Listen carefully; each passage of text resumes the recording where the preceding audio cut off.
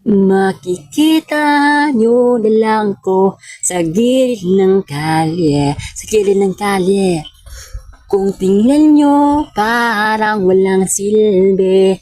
Palagi pagtabuyan at sinisigawan na parang asong ligaw na walang pupuntahan. Kung saan na saan maabutan ng gabi, doon matutulog kahit maabutan ng malakas na ulan at kulog. Parang wala ng pag-asa sa mundong to na halos problema ang paulit-ulit. Nakabanga ko, iwan ko ba kung papaborbang panahon at bigyan pa ako ng pagkakataon ng Panginoon na baguhin ang takbo ng buhay ko ngayon. Dahil sa kadilan na pumupulupot sa buo kong katawan at isang basong lason na para akong mapanghinaan mawalan ng